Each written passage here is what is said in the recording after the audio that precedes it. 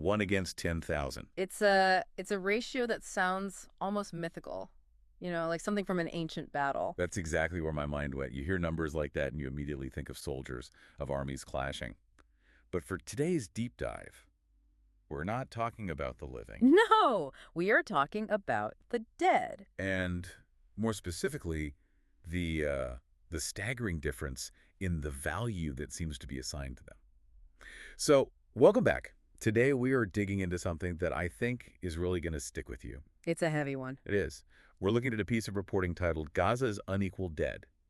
10,000 Palestinians under rubble, 1 Israeli captive.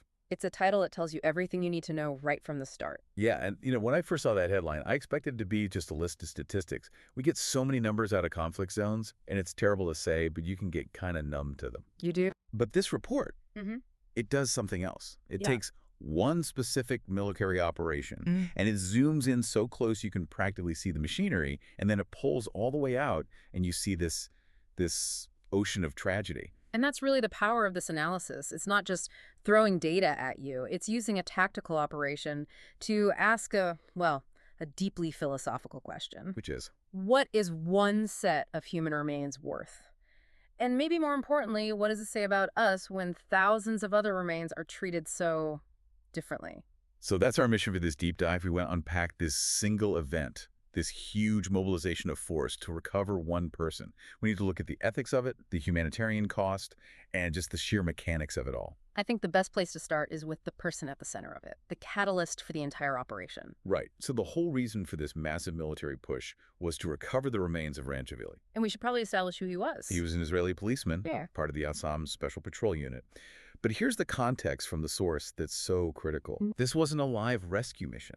This wasn't about saving a hostage being held in a tunnel. No, because he wasn't alive. Exactly.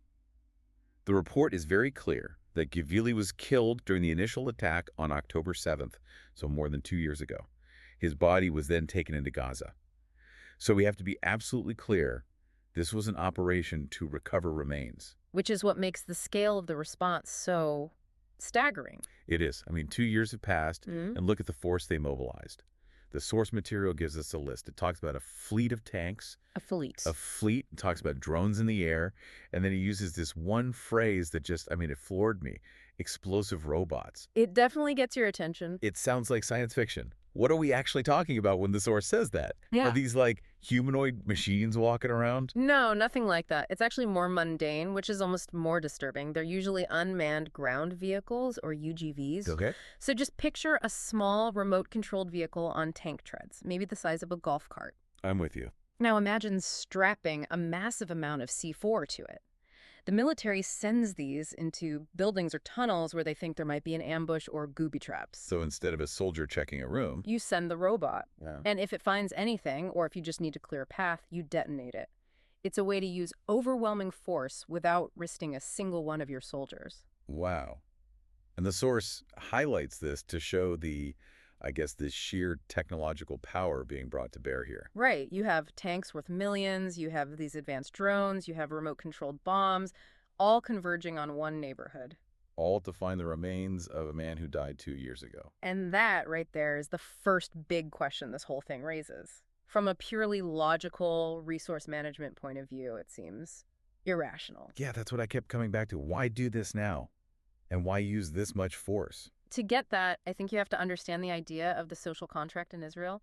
The entire ethos of their military is built on a single promise. No one is left behind. And that's not just a slogan. No, it's a foundational belief. It's a promise from the state to its citizens.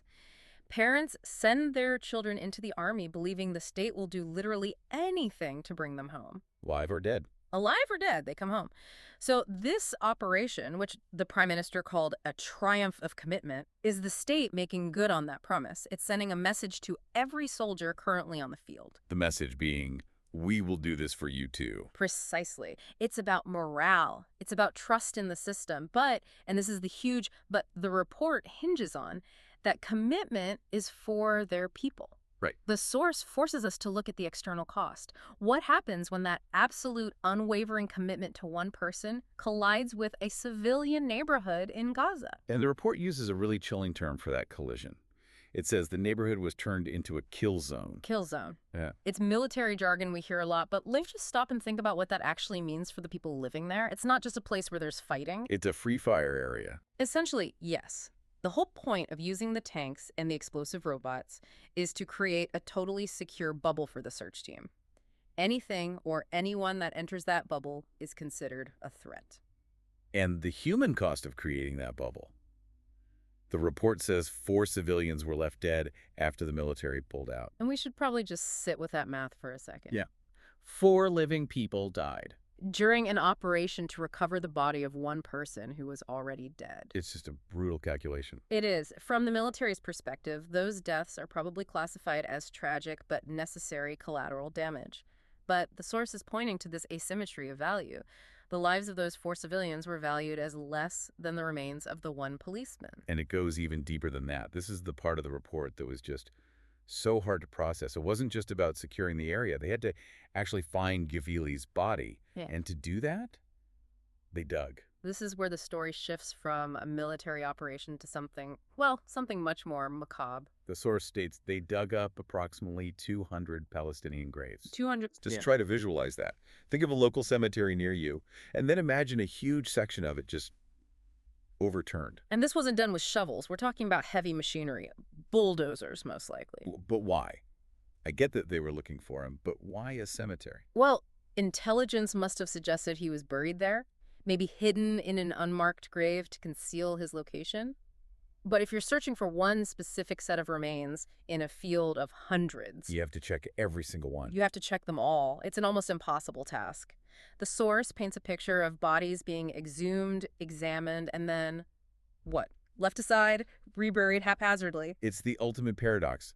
The entire mission is supposedly driven by this deep, profound respect for their dead. The sanctity of Gvili's remains justifies this whole operation. Right. But to honor him, they had to, by definition, desecrate 200 other graves. And that's the ethical knot at the center of this. It establishes a clear hierarchy of death.